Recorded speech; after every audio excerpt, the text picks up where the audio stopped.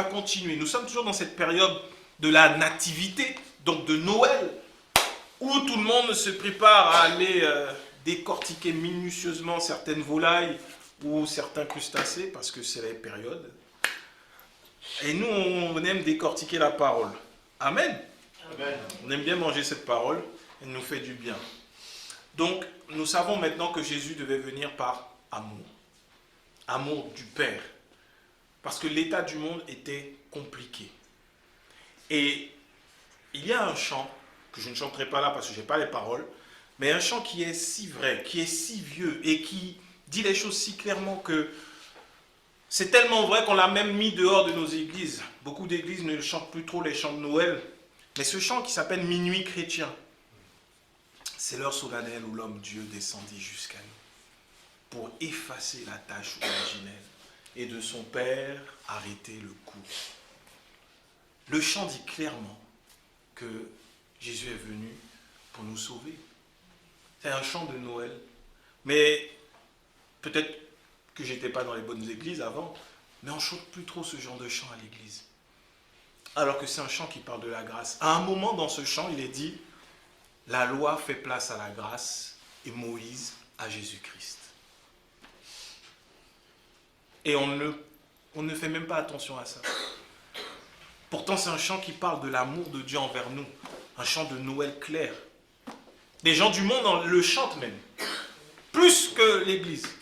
C'est dommage. J'ai entendu la version de Tino Rossi, je me suis dit, mais c'est magnifique. Mais le monde chante quelque chose qu'il n'a pas compris. Pourquoi nous ne l'expliquons pas assez? Nous n'en parlons pas assez. Nous ne parlons pas assez de ce que signifie Noël. De pourquoi il a fallu que Jésus vienne. La loi fait place à la grâce. Voilà ce que signifiait Noël. Un régime prenait fin.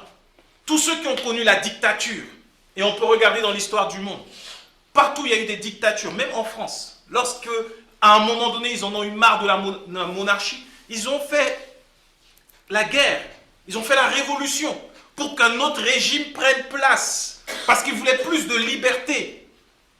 La particularité de la grâce, c'est que ce n'est pas l'humanité qui a fait la guerre pour avoir un autre régime. C'est Dieu qui, dans son amour, a dit, ça suffit, il faut maintenant que les hommes aient une autre vie, de l'espérance, qu'ils aient un avenir. Parce que si Jésus ne venait pas sur terre, l'humanité serait condamnée avec le diable. Or, Dieu n'a pas créé les hommes pour qu'ils aillent en enfer avec le diable. L'enfer a été créé pour le diable et ses démons, pas pour les hommes.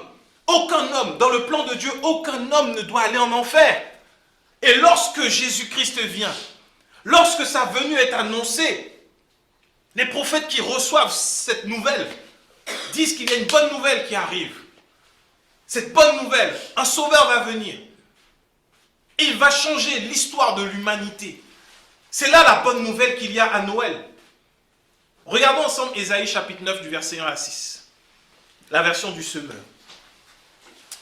Oui, Ésaïe 9, 1 à 6, la version du semeur. Elle nous dit, le peuple qui vivait dans les ténèbres verra briller une grande lumière. La lumière resplendira sur ceux qui habitaient le pays dominé par d'épaisses ténèbres.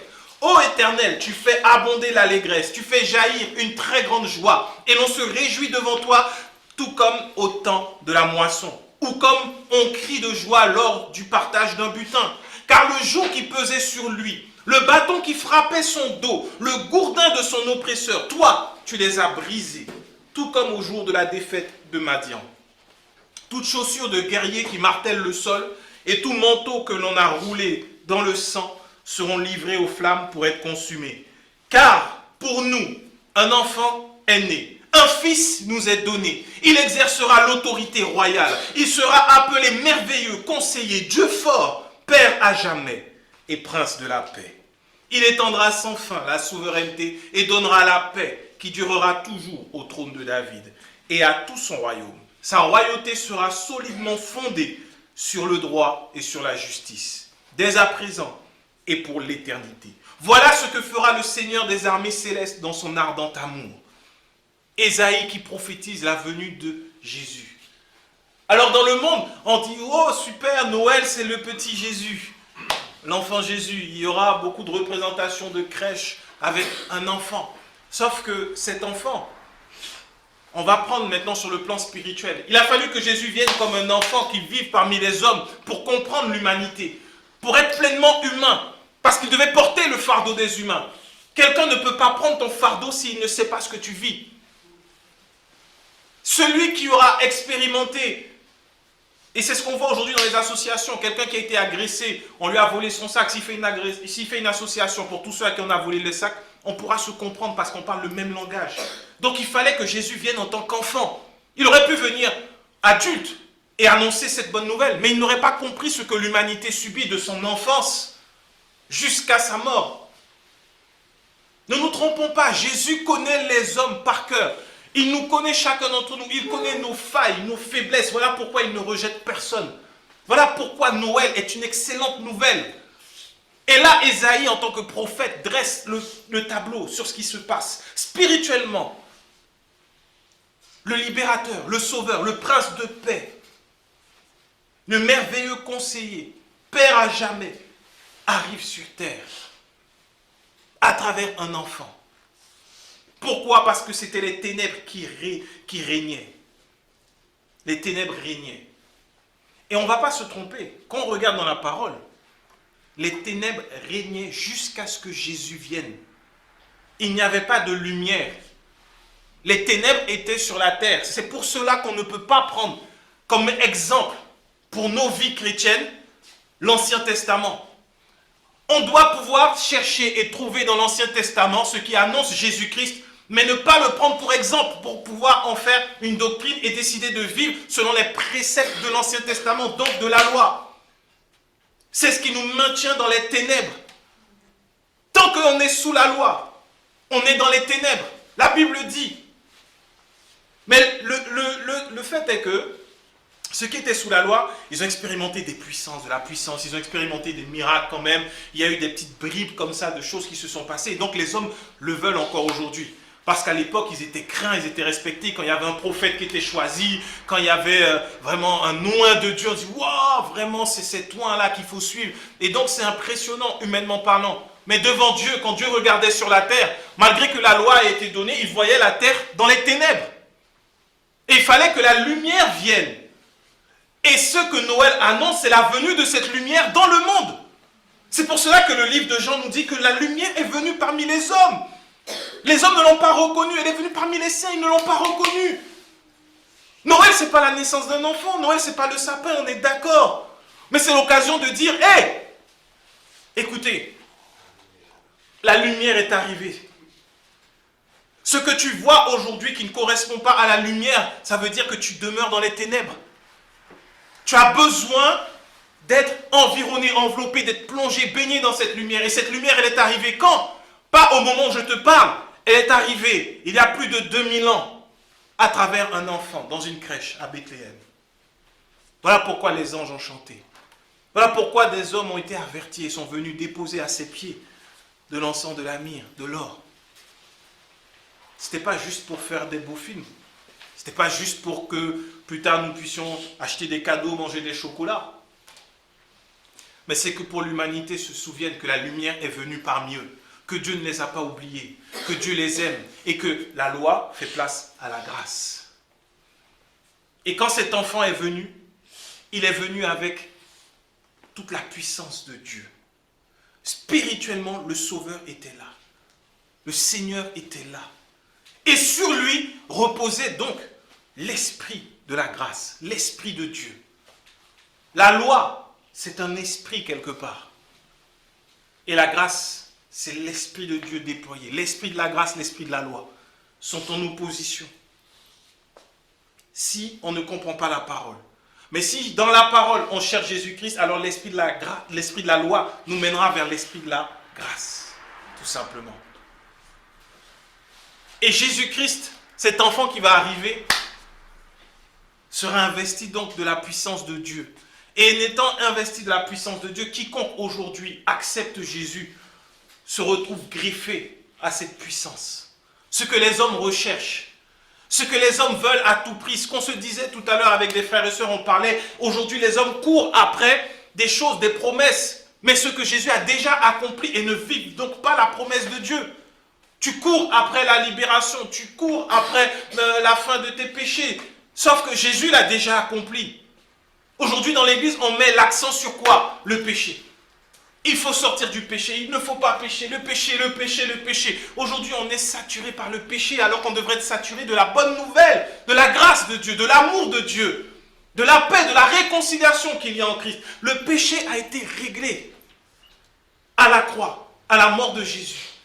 Et la venue de Jésus signifiait déjà au péché que son temps sur l'humanité était compté. Regardons Ésaïe toujours. Ésaïe 61 du verset 1 à 4. Ésaïe 61, 1 à 4.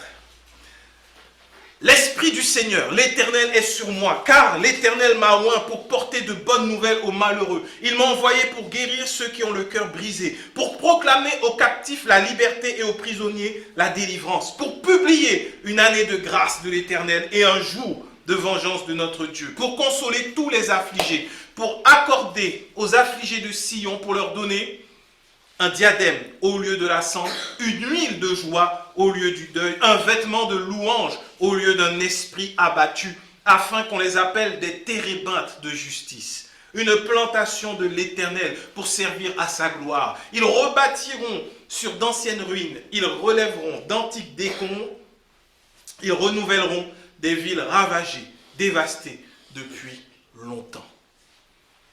Alors ce passage est souvent utilisé pour parler de l'onction. L'Esprit du Seigneur est sur moi, car il m'a oint. Ok, mais ça parle d'une personne en particulier. Ça parle de celui dont Ésaïe parlait dans Ésaïe 9. Celui qui va faire que les ténèbres disparaissent. Cette personne, c'est Jésus-Christ. Lorsqu'il est venu, il a été un être humain parmi nous. Il a connu ce que l'humanité expérimente au quotidien. Les tentations, les complications, les oppressions du diable sur la terre. Il les a connues. Il les a expérimentées. Mais Isaïe disait quelque chose déjà sur lui. Il disait que l'Esprit du Seigneur est sur lui. L'Esprit du Seigneur est sur lui parce qu'il l'a oint.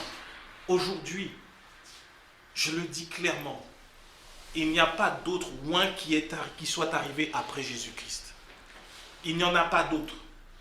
Il est celui qui est oint. Il est le Christ. Il n'y en a pas d'autre. Tous les hommes qui veulent transmettre leur manteau, leurs onctions, tout ça là, c'est du mensonge. C'est la loi. Il n'y a qu'une onction aujourd'hui. Parce qu'il n'y a qu'une épouse, l'Église.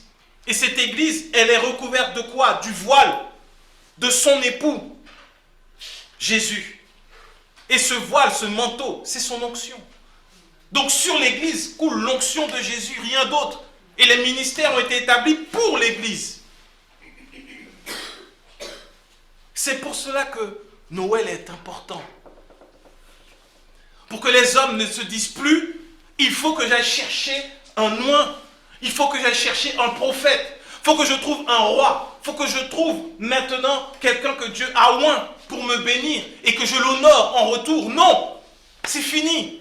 Noël, c'est cette bonne nouvelle, c'est fini cette servitude. On n'a plus à honorer un homme, on n'a plus à faire attention à lui quelque part.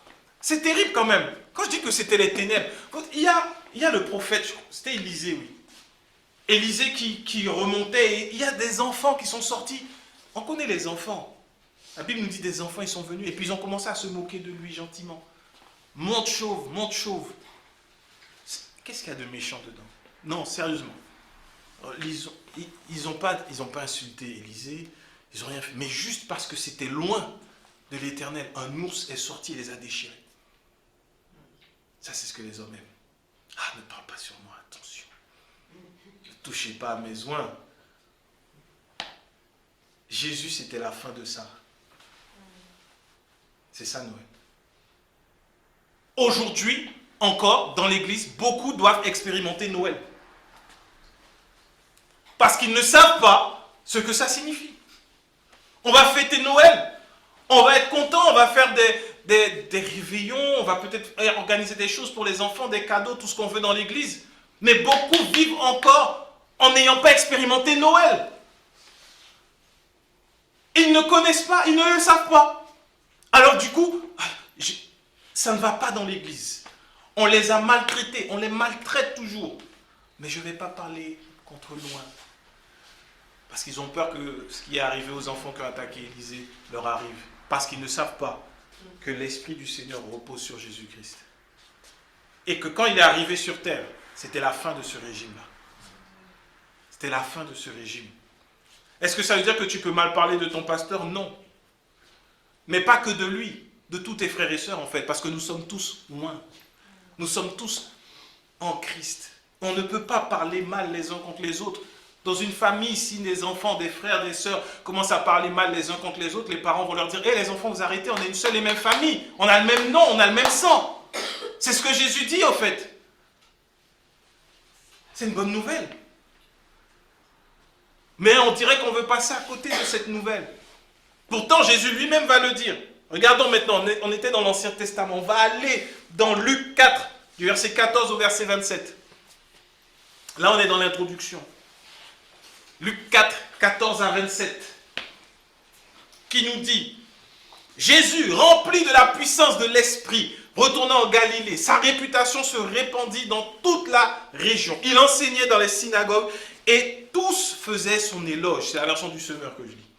Il se rendit aussi à Nazareth où il avait été enlevé. Et il entra dans la synagogue le jour du sabbat.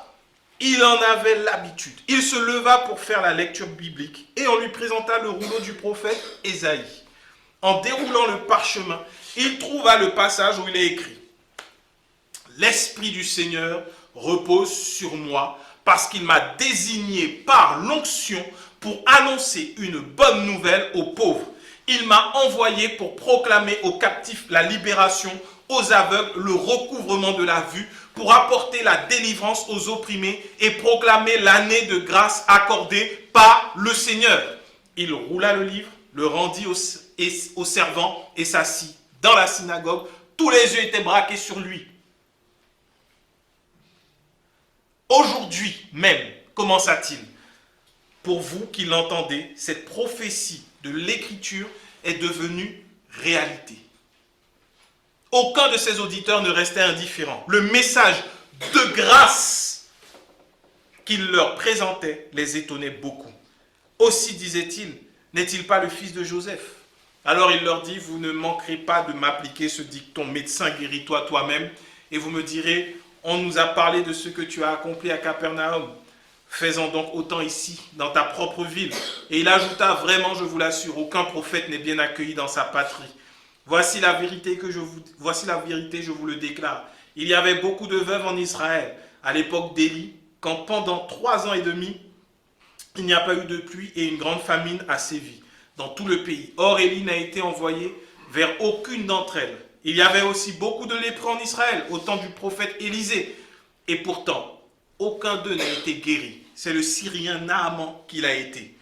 J'ai tenu à aller jusque-là parce que c'est important ce que Jésus dit. Jésus dit, ce que Isaïe vous a dit, ça s'est accompli aujourd'hui. Par un peu de déduction logique. Si quelque chose est accompli, ça veut dire que c'est fini. Oui ou non? C'est-à-dire qu'il n'y en a pas d'autre après. Alors on peut se poser la question, pourquoi les gens courent après l'onction? Pourquoi ils font beaucoup de choses pour trouver l'onction? On peut se poser la question. L'onction, l'onction, l'onction. Ah non, lui, il a une onction terrible. Lui, il a une onction. Et puis l'onction est divisée en plusieurs choses. Une onction pour prêcher, une onction pour guérir, une onction pour chasser les démons, une onction pour les affaires. Apparemment, il y a une onction pour les affaires. Oh. Il y a une onction pour ça, apparemment. On va s'arrêter là sur ça. Jésus dit que lui, cette parole, pour tous ceux qui étaient là, quand il a lu, cette parole s'est accomplie. Ça veut dire que Dieu a accompli cette parole. Donc aujourd'hui, il n'y a plus aucune onction qui va venir reposer sur quiconque. Tu es en Christ, son onction va couler. Pour faire quoi? C'est là aussi qu'il ne faut pas se perdre. L'onction est là pourquoi? Pour annoncer une bonne nouvelle. Pour proclamer aux captifs la libération, aux aveugles le recouvrement de la vue, apporter la délivrance aux opprimés et proclamer l'année de grâce accordée par le Seigneur. Voilà ce que l'onction fait. Il y a la guérison, mais il y a surtout les aveugles vont voir. Les aveugles physiquement, mais les aveugles aveuglés par la loi également vont voir. Ils vont voir la grâce de Dieu. Et il finit en disant, pour proclamer l'année de grâce.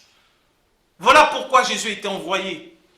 Jésus était envoyé parce que quand Adam a perdu ce lien avec le Père, a perdu l'esprit, quand le Seigneur a dit, je ne laisserai pas mon esprit sur l'homme, il fallait que cet esprit revienne parce que Dieu veut être en relation avec nous. Ne nous y trompons pas. Dieu veut cette relation avec nous. Il ne regarde pas à nos erreurs, il ne regarde pas à nos fautes, il ne regarde pas à notre perfection. Il veut juste une relation d'amour avec lui. Et pour que cette relation soit parfaite, il nous donne son esprit, pour que par son esprit, nous puissions connaître son cœur. C'est ce que les hommes ne connaissaient pas, le cœur de Dieu. Mais pour ça, il a fallu que Jésus vienne. Quand il est venu, il a grandi sur terre. Il a reçu donc cet esprit. Et à tous ceux qui croient en lui, ils reçoivent le Saint-Esprit. Si tu as le Saint-Esprit aujourd'hui, non seulement tu te fortifies lorsque tu pries en langue, mais tu as la possibilité d'être dans un cœur à cœur avec le Père. Un cœur à cœur, pas autre chose en fait. Et c'est dans ce cœur à cœur qu'il peut te révéler des choses. N'accepte pas qu'on dise, ah oui, tu es prophète, ni quoi que ce soit. Non, j'ai une relation avec mon papa. Mon papa me prévient quand quelque chose ne va pas. Mon papa me dit quand il y a quelque chose à faire. Mon papa me conduit sur le chemin. Je ne suis pas prophète pour autant. Prophète, c'est un ministère où je dois annoncer la grâce, où je dois faire que des âmes soient gagnées. Mais dans une relation avec le Père, tout le monde y a accès. Il n'y a pas une catégorie particulière, tout le monde y a accès. C'est juste qu'on ne le sait pas. Et Jésus est venu pour ça, pour que nous soyons dans cette relation d'intimité avec le Père. Quel est le bon papa qui va laisser ses enfants aller au-devant du danger? Et là, ce n'est pas une question de prière ou de jeûne, c'est une question de foi. Tu peux être assis dans le bus en train de chanter, de faire ce que tu veux. Et l'Esprit de Dieu, parce que tu as foi en Jésus-Christ, va te dire, descends maintenant, alors que ce n'est pas ton arrêt. Est-ce que là, c'est être prophète? Non. C'est être enfant de Dieu. C'est avoir reçu ce cadeau qui a été déclenché à Noël. C'est pour ça que les mensonges des hommes qui prétendent avoir l'onction viennent toujours avec le fait, attends, tu vas recevoir. C'est déjà arrivé. Il n'y a plus de temps de latence, il n'y a plus de temps d'attente. Jésus a pris le temps pendant 30 ans sur terre. C'était le temps où le cadeau était préparé. Et à 33 ans, il est mort. Il est parti, il a dit qu'il va nous renvoyer l'Esprit. Quand il est arrivé, l'Esprit, le cadeau est arrivé. L'œuvre a été accomplie. C'est ce qu'on doit annoncer à Noël. C'est ce qu'on doit dire à Noël. C'est ce qu'on doit célébrer à Noël. Est-ce qu'il y a des raisons de célébrer? Oui, voilà les raisons que nous avons de célébrer. T'imagines? Celui qui a créé la terre, le ciel, l'univers. Le Dieu Tout-Puissant qui tient le monde au creux de sa main. Tu as un accès privilégié à son cœur. Si ça, ce n'est pas une bonne nouvelle, je ne sais pas qu'est-ce qui peut te rendre heureux. Je ne sais pas. Ça, c'est une bonne nouvelle quand même. Tu as tout pleinement en lui. Et il a fallu que ça commence à un moment donné. Il y a des gens, je ne sais pas pour vous, mais j'ai un petit peu grandi dans l'église. Il y a des gens que tu vois pendant des années, ils prient. Ils attendent. Tu attends quoi? J'attends le jour de ma délivrance. Ils prient, ils sont à l'église, ils prient. Tu attends quoi? J'attends le jour de ma délivrance. Le lundi à l'église, j'attends le jour de ma délivrance. Je sais qu'elle va venir. Non, je sais, j'attends. Il attend sans savoir que ce jour a déjà eu lieu. C'est ce que le monde a célébré quand Jésus est arrivé sur terre. Les hommes voyaient un bébé, mais spirituellement, on voyait la libération de l'humanité, la lumière du monde arriver. Le diable ne s'est pas trompé. Il a voulu faire tuer tous les enfants. Parce qu'il savait que s'il laissait cet enfant grandir, c'était fini de son règne de ténèbres sur la terre. Et c'est exactement ce qui s'est passé. Quand Jésus a dit tout est accompli, ça s'est arrêté là. Ça s'est arrêté là, le règne du diable sur nos vies. Pour tous ceux qui croient en lui, désormais, ils ont le chemin ouvert vers le Père. C'est ça, cette bonne nouvelle. Et Jésus après va dire, parce qu'il était à Nazareth, la ville où il a grandi, il va dire que, bon, je sais que vous n'allez pas croire en moi, parce que bien sûr, aucun prophète, nul n'est prophète dans sa patrie. Et vous allez réclamer des choses, mais rien ne pourra se faire. Pourquoi? Parce qu'il ne croyait pas en lui. Il regardait encore à l'homme naturel qu'il a pu être. Il ne croyait pas en Jésus-Christ. Et il va leur dire une chose extraordinaire, c'est que il y avait beaucoup de femmes veuves en Israël, et même beaucoup de lépreux en Israël. Et pourtant, celui qui a été guéri, c'est le Syrien Naaman. On va lire ça rapidement comme ça, on va se dire, bon, Jésus, on dirait que Jésus a un peu la haine, quoi. Vous voyez, c'est tellement méchant. Même à l'époque d'Élisée, ce sont les autres, Dieu n'a rien fait. Non. Jésus explique clairement à ce moment-là que vous n'avez pas su discerner la grâce. Naaman, Syrien, qui n'était pas sous la loi, qui ne connaissait pas Dieu, qui était éloigné de Dieu, il a expérimenté la guérison parce qu'il a cru en Dieu. C'est pour ça, quand vous lisez l'Ancien Testament, cherchez à chaque fois, partout, là où la grâce de Dieu se trouve. Elle se trouve dans tous les récits de l'Ancien Testament. Je vous assure, c'est passionnant. Si tu aimes faire des recherches, si à l'époque, comme moi, tu aimais aller à la bibliothèque chercher des choses dans la Bible, tu as le temps de chercher, tu peux trouver dans n'importe quelle histoire, tu vas trouver Jésus-Christ, sa grâce. Dans la construction du temple, Jésus-Christ est dedans.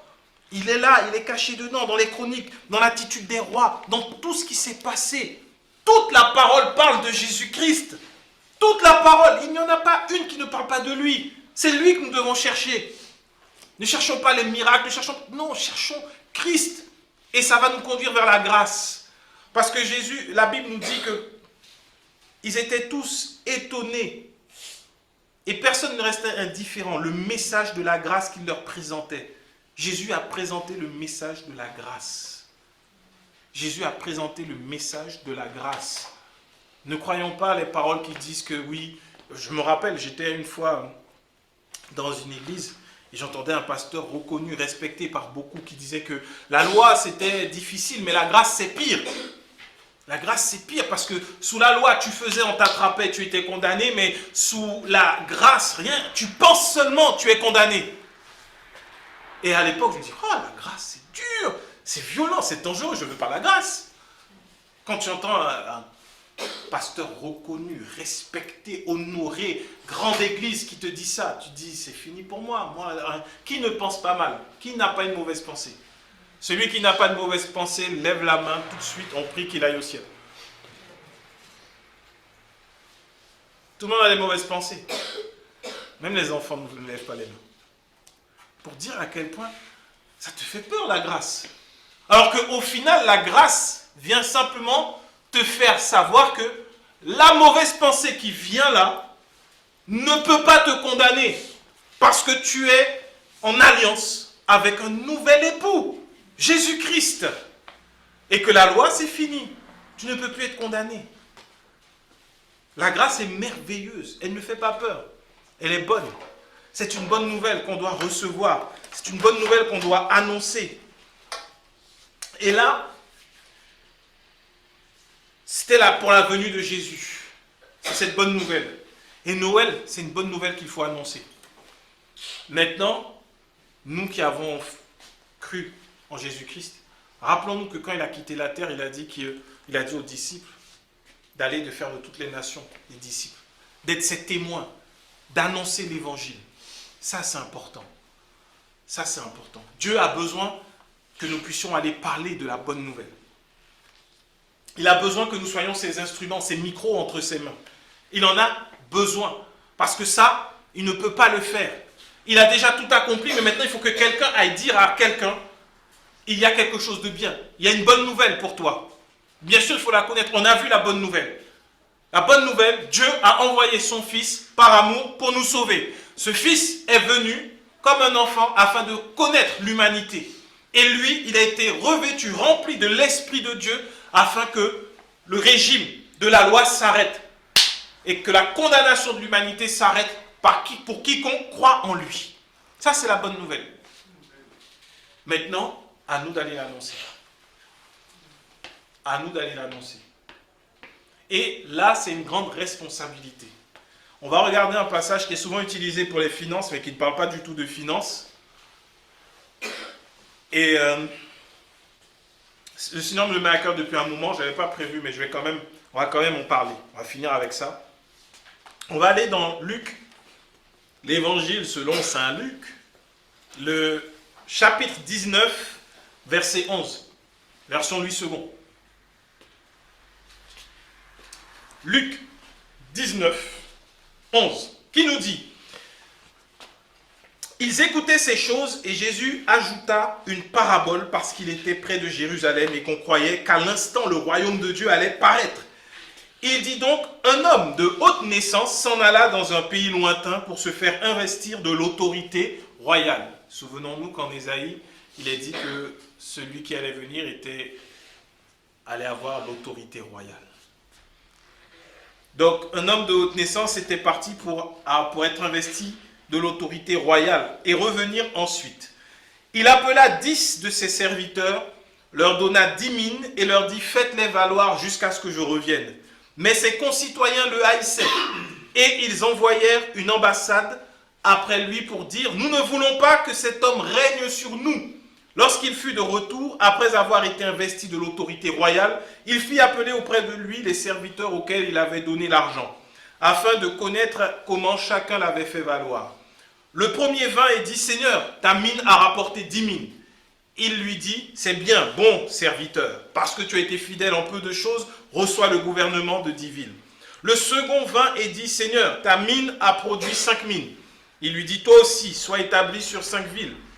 Un autre vint et dit: Seigneur, voici ta mine que j'ai gardée dans un linge, car j'avais peur de toi, parce que tu es un homme sévère, tu prends ce que tu n'as pas déposé et tu moissonnes ce que tu n'as pas semé. Il lui dit: je te juge sur tes paroles, méchant serviteur, tu savais que je suis un homme sévère, prenant ce que je n'ai pas déposé et moissonnant ce que je n'ai pas semé. Pourquoi donc n'as-tu pas mis mon argent dans une banque, afin qu'à mon retour je le retirasse avec un intérêt? Puis il dit à ceux qui étaient là: ôtez-lui la mine et donnez-la à celui qui a les 10 mines. Ils lui dirent: Seigneur, il y a 10 mines. Il a 10 mines.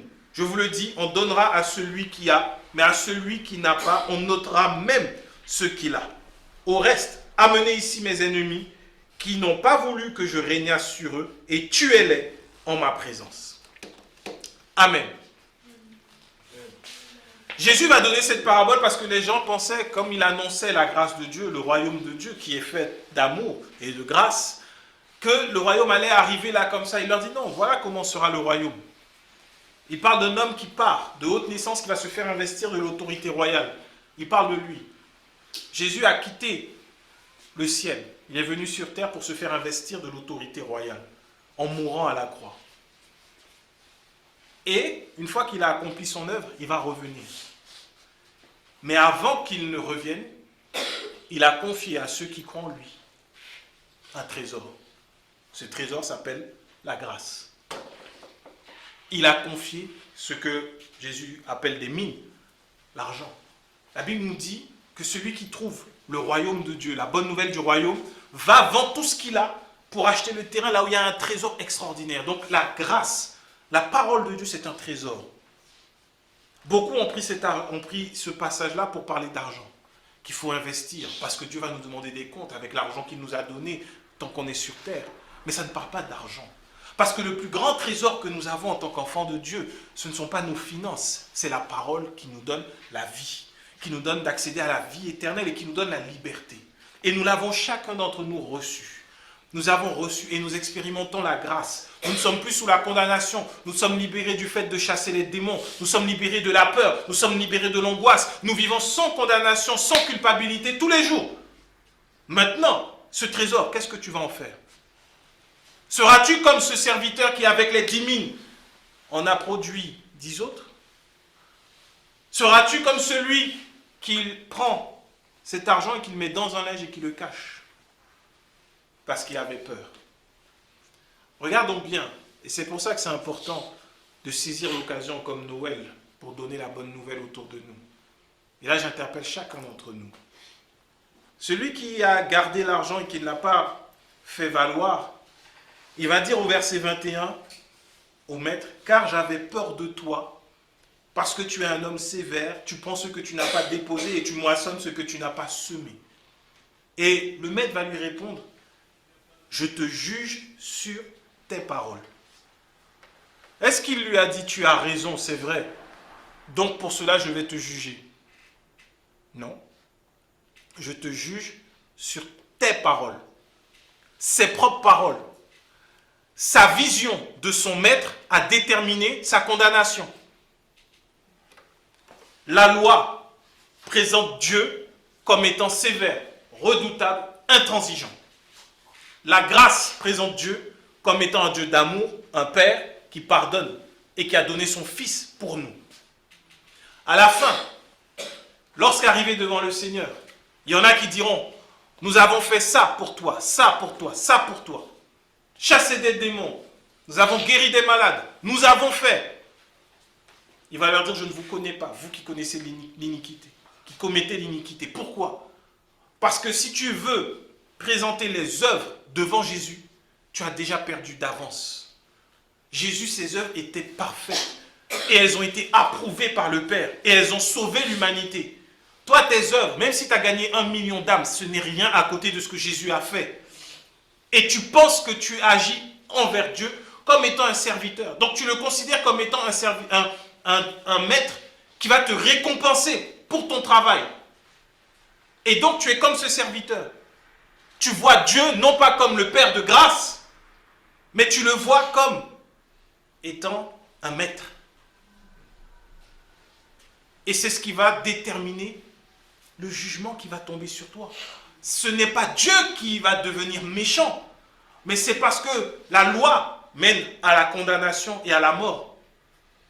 Et regardons bien, avant, les concitoyens haïssaient ce maître. Ils le haïssaient et ils disaient, nous ne voulons pas qu'il règne sur nous. C'est ce qui s'est passé avec le peuple d'Israël. Ils ont refusé Jésus. Ils ne voulaient pas du règne de Jésus-Christ.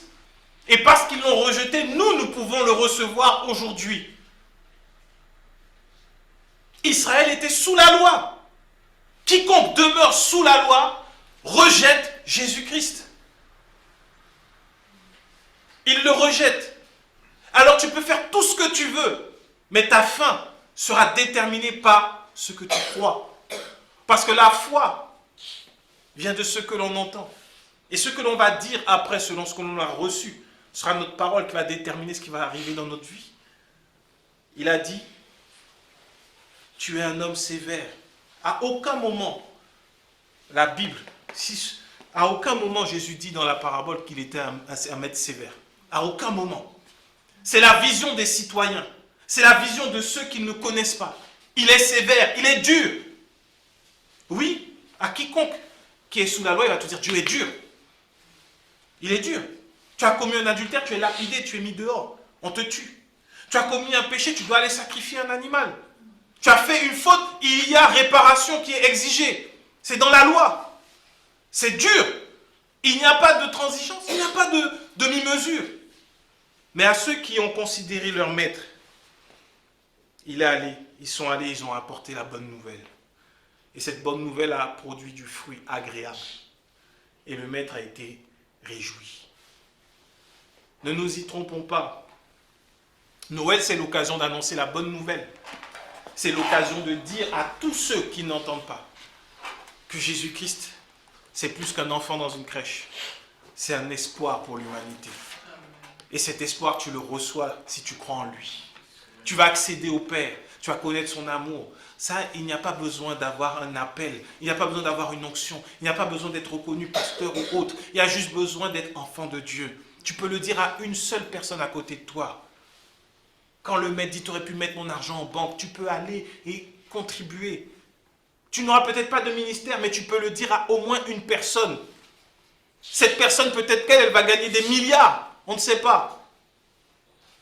La bonne nouvelle de Noël ne doit pas être mise sous terre. On ne doit pas. Laissons les discussions des gens. Comme Paul disait, fuyons les discussions vaines et folles. Parlons des choses essentielles. Parlons des choses essentielles. la grâce est venue. Jésus-Christ est le témoignage de cette grâce et de l'amour de Dieu. Voilà ce qui s'est passé pour le jour de Noël. À nous maintenant d'aller l'annoncer, afin que au moins une personne le sache.